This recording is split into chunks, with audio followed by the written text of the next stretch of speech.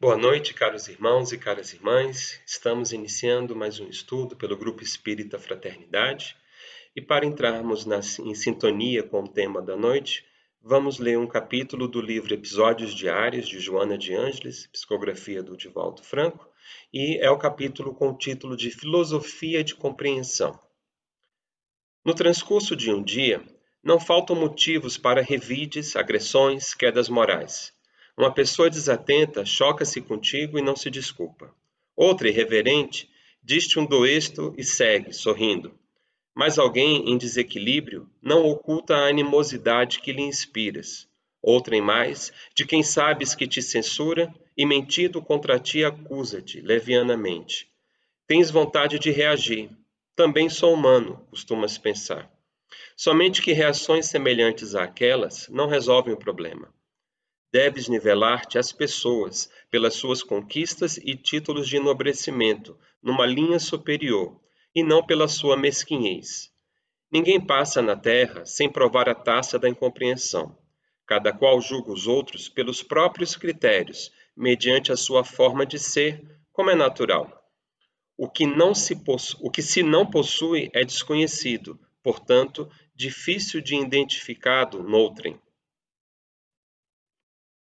Não é necessário que te despersonalizes, evitando apresentar-te conforme és. Faz-se mister que te superes, vencendo a parte negativa do teu caráter, aquela que censuras nos outros. Lapidando as tuas arestas, tornar-te-ás melhor e mais feliz. Aqueles que são exigentes, que gostam de aclarar tudo, resolver as situações que lhes surgem, padecem de distúrbios emocionais, sofrem ulcerações gástricas e duodenais, vivem indispostos. Será que esses perturbadores e insolentes do caminho merecem que te desarmonizes? Segue em paz durante todo o teu dia e arrima-te na filosofia da compreensão e da solidariedade, ajudando-os sem reagires contra eles. Isto será melhor para ti e para todos. Então, inspirados por esse belo texto, vamos agora fazer a nossa prece para iniciarmos de fato o nosso estudo. Querido Jesus, Mestre de infinita bondade e infinita sabedoria, derrame tuas bênçãos sobre nós neste momento, para que possamos, Senhor, com a mente e o coração mais aclarados, aproveitarmos da melhor maneira o estudo que iremos realizar agora. Inspira-nos, Senhor, para que possamos, como os teus primeiros discípulos, irmos aprendendo contigo a sermos cada dia melhores, mais bondosos e mais caridosos. Esteja conosco, Senhor, neste momento e em todos os outros. Que assim seja. Bem, o tema da nossa noite é o livro Fonte Pão Nosso, de Emmanuel. E hoje nós estamos entrando no capítulo 85, cujo o título é E o Adúltero. Então, como é de costume de Emmanuel, ele sempre começa o capítulo dessa obra com algum versículo do Novo Testamento. O versículo que ele escolheu para esse capítulo em particular é o versículo que nós temos registrado em João, no capítulo 8, versículo 4, que diz o seguinte: E, pondo-a no meio, disseram-lhe: Mestre, esta mulher foi apanhada no próprio ato adulterando. Né? Então, essa é aquela passagem bem conhecida, né? Acho que, inclusive de várias religiões cristãs, aonde um grupo de pessoas traz uma mulher flagrada em adultério e pede que Jesus faça um julgamento sobre o destino dela, né? De acordo com as leis vigentes na época. Então, sempre gosto de buscar o contexto maior, né? Não apenas um versículo, para nós entendermos o que de fato está acontecendo. Embora essa passagem seja muito conhecida, é interessante a gente recordá-la para ficarmos mais alinhados, né, com o que Emmanuel propõe como tema de estudo. Então, nós temos que essa passagem ela começa, na verdade, em João, no capítulo 8, versículo 1, né, que diz que Jesus estava no templo ensinando, tendo vindo do Monte das Oliveiras, e aí a partir do versículo 3 começa de fato a narrativa. Mas ao invés de simplesmente ler, né, todos esses versículos, como essa é uma passagem muito conhecida, nós temos ela também registrada em mais de um filme sobre a vida de Jesus. Então vamos assistir esse trecho em um desses filmes para termos uma ideia mais vívida do que de fato se sucedeu nessa altura do Evangelho de João. E dente por dente. Eu, porém, vos digo que não resistais ao mal. Mas se qualquer te bater na face direita... Venham, venham! Vamos! Vamos! Traga! Vamos! Vamos! Levante! Pega ela lá! Até ali! Pega pra cá! Você vai ter que merece! Traga aqui! Vamos! Venha! Vamos! Aqui! Mestre, esta mulher foi apanhada no próprio ato, adulterando. E na lei nos mandou Moisés que as tais sejam apedrejadas. Tu, pois, que dizes?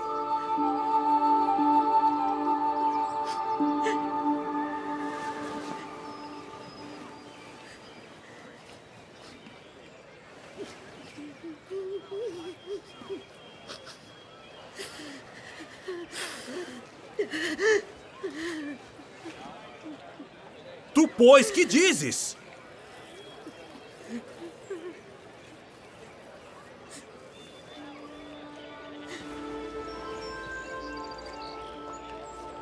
Aquele que de entre vós está sem pecado, seja o primeiro que atire pedra contra ela.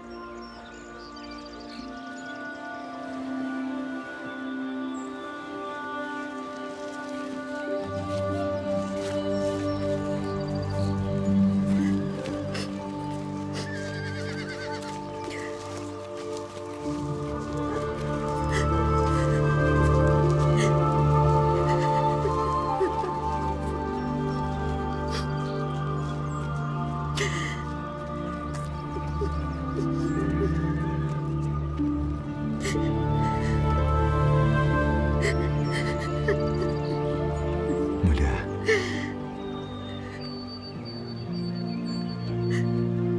onde estão aqueles teus acusadores? Ninguém te condenou?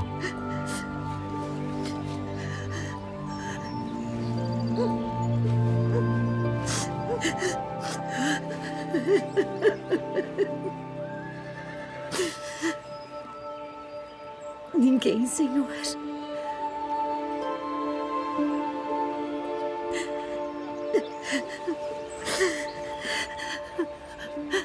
Nem eu também te condeno.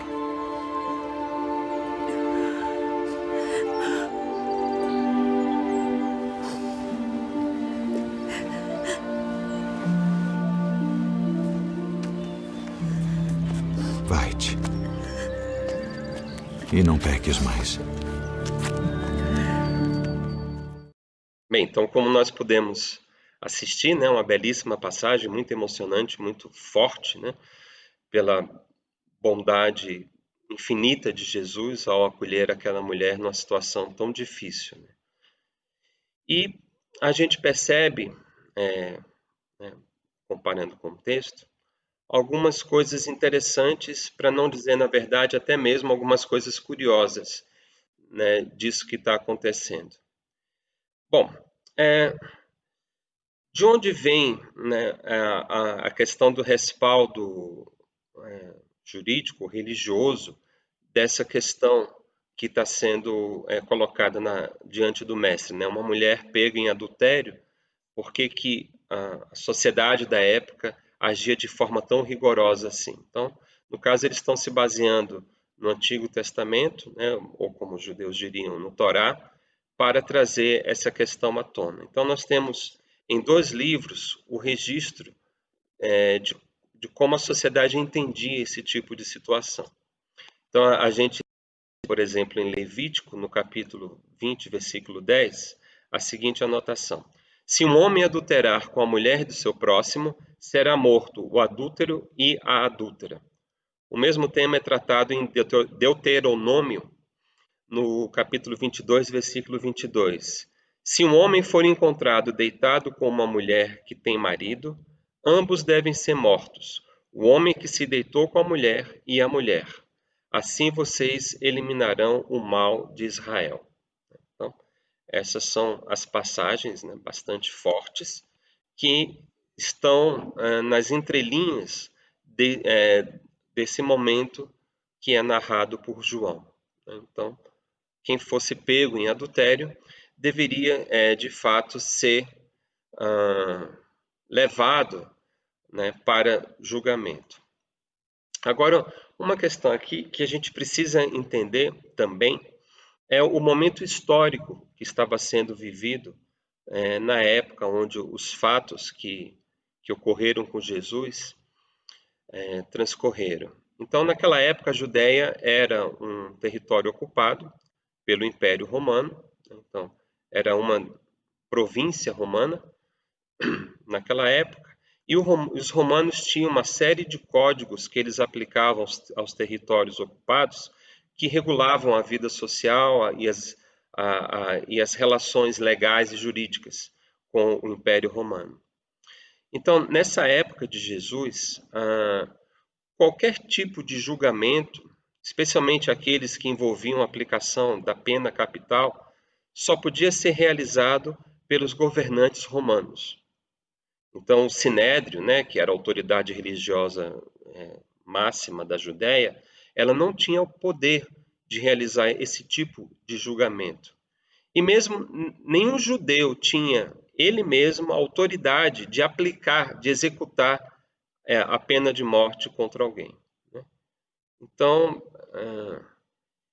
aquela situação que estava sendo apresentada a Jesus já era irregular, a começar por esse motivo. Então, na verdade, aquela mulher deveria ser levada à autoridade romana, que então faria o seu julgamento dentro do Código do Processo Jurídico Romano, e, se fosse o caso, a condenaria à pena de morte e executaria essa pena. Isso não aconteceria nas mãos dos próprios judeus. Então, a gente já percebe aí uma maldade dos escribas e dos fariseus que montaram aquela cena para Jesus. Então, vejam, a ideia deles era colocar Jesus numa situação onde a escolha que ele fizesse seria utilizada depois para incriminar Jesus. Então, se ele concordasse que o Torá deveria ser aplicado e aquela mulher deveria ser morta por apedrejamento, ele estaria indo contra a autoridade romana. E depois, os fariseus, os escribas, o sinédrio, poderiam denunciar Jesus como tendo infringido a lei romana. Se, por outro lado, Jesus não concordasse que aquela mulher deveria ser apedrejada, né, se a inocentasse de alguma maneira, né, diretamente, o que aconteceria? Ele estaria indo contra os princípios judaicos. Então, ele estaria indo contra Moisés, contra o Torá, e também ficaria numa situação que poderia ser acusado pelo Sinédrio, pela alta autoridade religiosa da Judéia. Então, na visão daquele grupo, qualquer que fosse a decisão de Jesus, seria mais tarde, então, usada contra ele mesmo. Só que Jesus, obviamente, percebeu toda aquela maldade reinante. Até mesmo porque, já que aquele grupo se considerava tão zeloso da lei, por que eles não trouxeram o adúltero também, já que, vejam, o próprio texto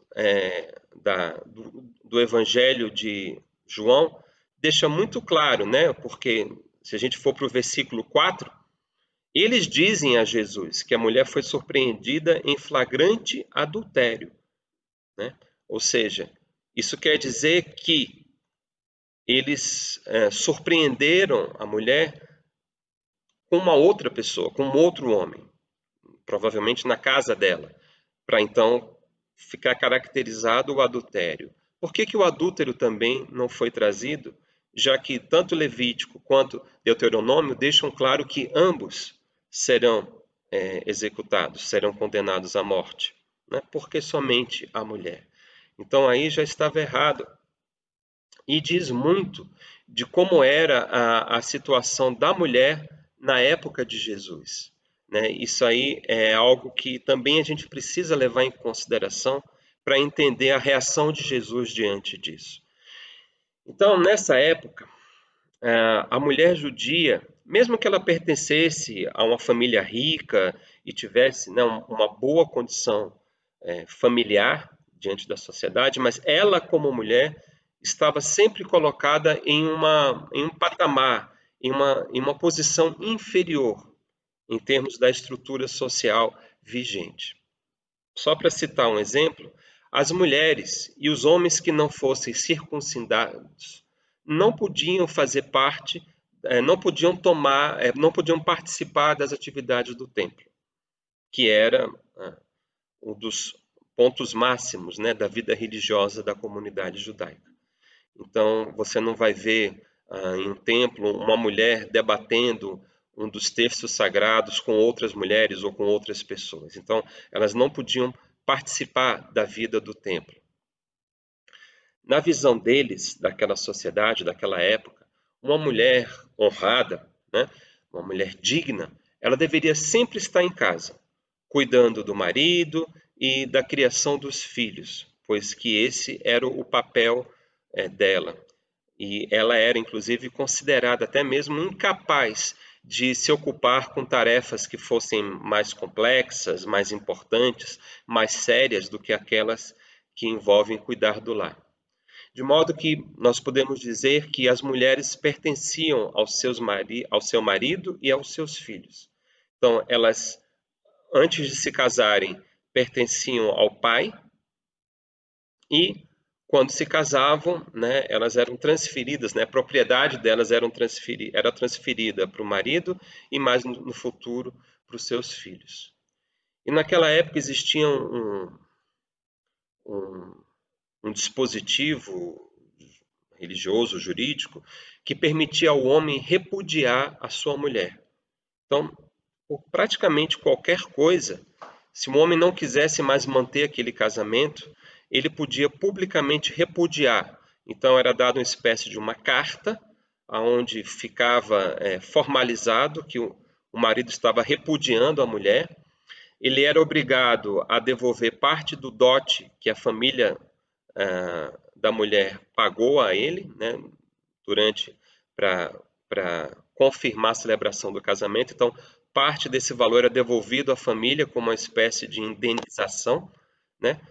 E a mulher era mandada de volta para sua casa, né, de origem, para sua família, né? Então, isso era o repúdio, o que para a mulher ficava uma situação complicadíssima, porque imagine, que homem decente, né, assim, no conceito social da época, que tivesse posses, que fosse uma pessoa considerada na sociedade, iria querer se casar com a mulher que já foi repudiada por outro, né? Ou seja, uma mulher que já conheceu um homem, talvez já tivesse filhos, e que foi repudiada, né, rejeitada por outro homem. Então, assim, uma mulher dessa estava praticamente condenada a viver com a família solteira, né, descasada, pelo restante da sua vida, né? Então, era assim, muitas mulheres morriam de medo de que seus maridos acabassem por fazer esse ato de repúdio. Então, elas toleravam muita coisa, maltratos, toleravam serem desprezadas como mulher, como companheira, justamente com receio, né, de que o marido pudesse eventualmente repudiá-las. Então, a situação da mulher realmente, nessa época de Jesus, era muito complicada, né? Então, Jesus compreendeu toda a situação, né, percebeu a maldade que se passava entre aquelas pessoas, percebeu a situação de extrema humilhação da mulher, que teve, né, o seu delito, né, o seu deslize exposto publicamente ali, porque não estavam somente os escribas e os fariseus, né? E estavam num lugar público, então tinha uma multidão de pessoas testemunhando aquilo. Então, por isso que Jesus tem essa reação tão humana, né? tão profundamente cheia de misericórdia, né? Ele compreende tudo aquilo e compreende principalmente um dos maiores defeitos do ser humano que nós trazemos até hoje, né? Porque, como ele já registrou em diversas outras passagens, nós temos esse impulso, esse defeito doentio de buscar ver o mal que as pessoas trazem em si, mas ignorando o próprio mal que nós temos em nós, né? Ou seja, nós somos especialistas em achar o argueiro que se encontra no olho do próximo, mas ignoramos a trave que está no nosso próprio olho. Então, essa é exatamente a reação de Jesus.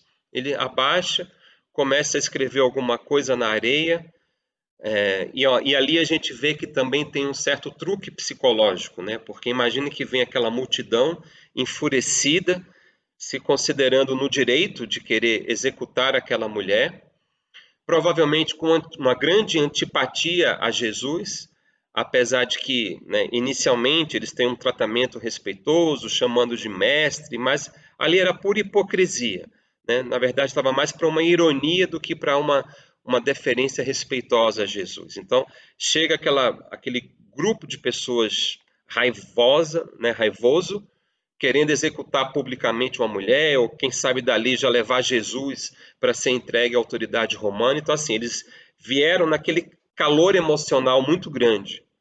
Se Jesus talvez tivesse falado o que ele falou imediatamente, né, de bate-pronto, para uma multidão enfurecida, é possível que não houvesse o mesmo efeito de fazê-los cair numa reflexão.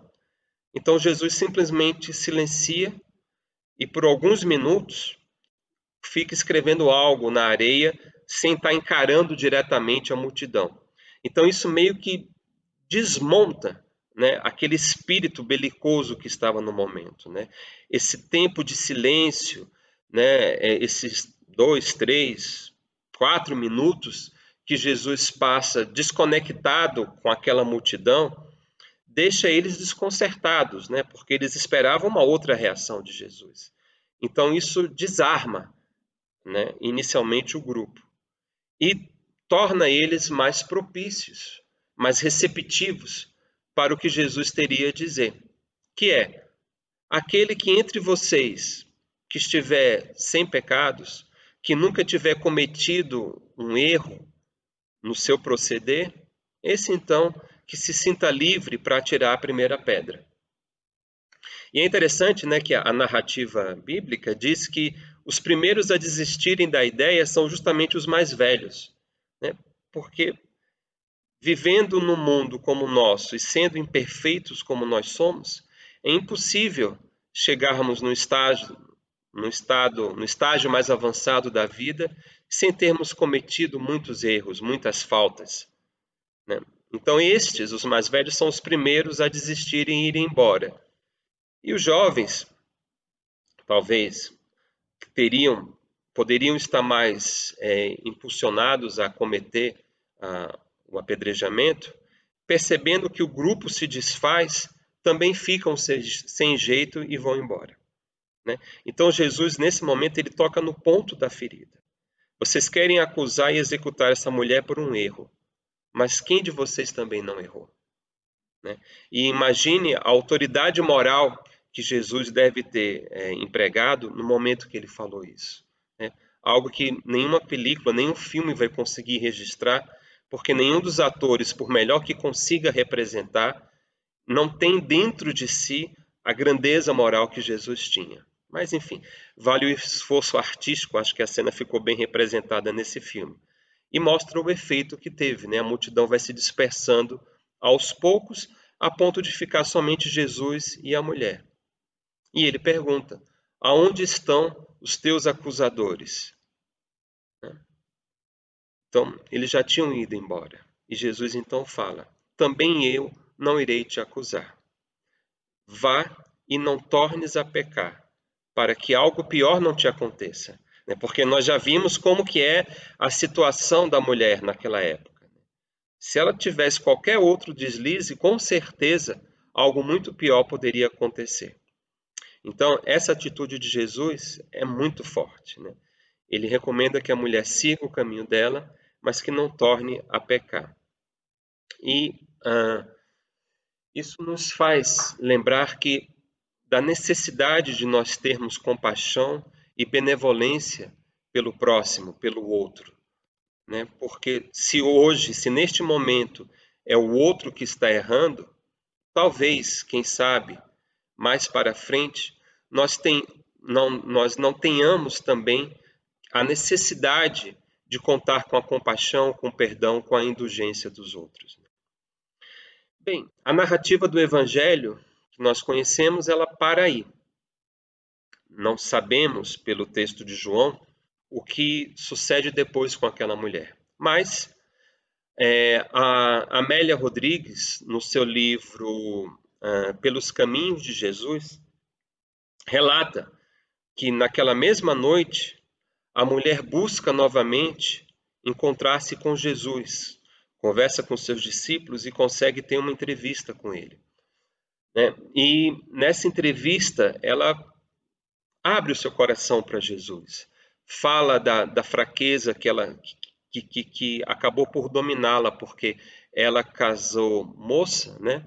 E logo depois dos primeiros dias, quando aquela euforia, né, da novidade do casamento cessou, o seu marido voltou a ter a vida que tinha antes, né? Ou seja, passava noitadas com seus companheiros e ignorando ela completamente, deixando ela sozinha em casa com as suas responsabilidades domésticas, né? Sem lhe dedicar um pouco de amor, de carinho, de atenção, né? Então, esse estado de carência acabou abrindo nela a guarda e permitiu que ela fosse vítima de um sedutor sem escrúpulos que passou a assediá-la. Ela reconhece que o comportamento dela não tem escusa, né? Mas que agora que essa tragédia aconteceu, como ficava a situação dela? Para onde que ela iria? O esposo, obviamente, não a receberia, né? Ainda mais depois desse espetáculo público. Também não poderia contar com a proteção paterna, né? Que também, né, pelas leis, né, que nós conseguimos deduzir as consequências, né, a questão da honra falava muito alto. Então, ela também não seria aceita no seu lar paterno depois de ter sido execrada publicamente, né? Então, não tinha lugar para ela em Jerusalém. Imaginem, né? 2000 anos atrás, o que uma mulher nessa situação poderia fazer, né? O que seria dela, só desprotegida? Então, Jesus fala, né? Mostra para ela um horizonte de renovações, né? De possíveis caminhos para ela renovar a sua própria vida. E se mostra compreensivo, dizendo que a memória do povo é curta para as nossas virtudes, mas é longa quando se trata dos nossos vícios, dos nossos defeitos, das nossas falhas, né? Então, ela percebe nas entrelinhas do que Jesus diz para ela, que ela deveria buscar partir para um outro local, onde ela não fosse reconhecida, onde ninguém conhecesse a história dela, e ela pudesse recomeçar uma nova vida, né? Então, ao se despedir, Jesus a reconforta, né? Dizendo que sempre há um lugar no rebanho do amor para as ovelhas que retomam e desejam avançar, e que ela seguisse confiante que ele estaria sempre com ela. Bom, passam-se 10 anos e vamos encontrar esta mesma figura na cidade de Tiro, no Líbano, né, ao norte da Judeia, no Líbano. E vamos encontrar esta mulher numa casa muito humilde, em termos de aparência, mas muito rica de amor, porque ela se dedicava a receber peregrinos cansados e enfermos que ninguém mais se importava com eles. Então ela tinha erguido ali um pouso de amor, né? Então ali as pessoas eram recebidas, as suas feridas eram tratadas com os bálsamos e ungüentos, né, da medicina da época. E como ela nunca mais esquecera de Jesus, né, daquele entardecer e daquela entrevista noturna, que ela teve com Jesus, ela se tornou uma divulgadora da Boa Nova. Então, depois de cuidar dos enfermos ou dos cansados, ela falava de Jesus para todos. E é isso que numa bela tarde trazem para ela um homem num estado lamentável, quase morto. Então ela cuida desse homem, cuida das suas feridas, dá-lhe uma comida reconfortante, fortalecedora, né? E à medida que ela percebe que o homem começa a recobrar as suas forças e prestar atenção nela, ela lhe oferece uma mensagem, né, de encorajamento, falando de Jesus. E então o homem, né, fica emocionado por todo aquele gesto de amor e de amparo e confessa que ele também conheceu um galileu em um certo dia, um fatídico dia, e que a partir desse dia ele passara a odiar Jesus. E ela pergunta o que houve, né? O que aconteceu, o que Jesus fez para que esse homem passasse a odiar Jesus. E ele fala então que a sua mulher fora pega em adultério e quando foi levada a Jesus em praça pública, Jesus a perdoou, mas que não teve uma palavra de reconforto a ele, que era o marido traído. E a partir desse dia, ele passou então a odiar Jesus.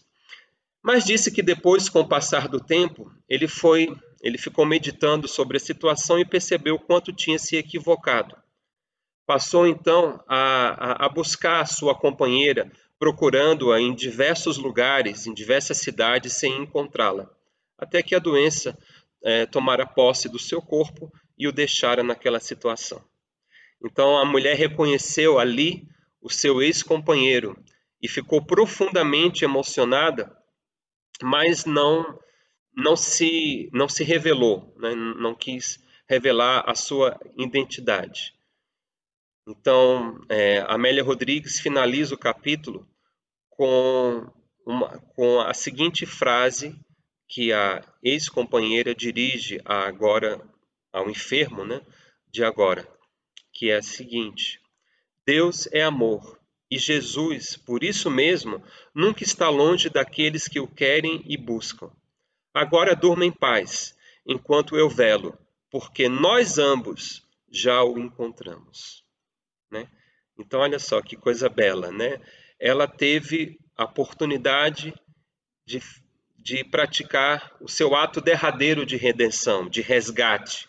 Né? Então, depois de passar 10 anos dedicando-se a cuidar dos desassistidos, levando a eles não só o alimento do corpo, mas também o da alma, ao falar da Boa Nova, teve a oportunidade de receber o ex-esposo enfermo, combalido, enfraquecido não só das forças físicas, mas também emocionais, e pôde então finalmente cuidar dele, ou seja, resgatando o seu débito do equívoco do passado, agora cuidando do corpo e também plantando as sementes para que o seu ex-esposo possa, assim como ela, conhecer o amor através do Evangelho de Jesus. Então, eu entendo que esse é o ápice do ensinamento que essa passagem do Evangelho de João pode trazer para nós. A nossa postura diante daqueles que erram, que não deve ser de julgamento, de condenação, de crítica, porque nós também estamos sujeitos aos mesmos erros. E justamente por isso devemos ter com todos a benevolência, o perdão, a indulgência, enfim, os frutos da caridade. Porque se hoje um irmão combalido está ao nosso alcance, talvez amanhã sejamos nós mesmos.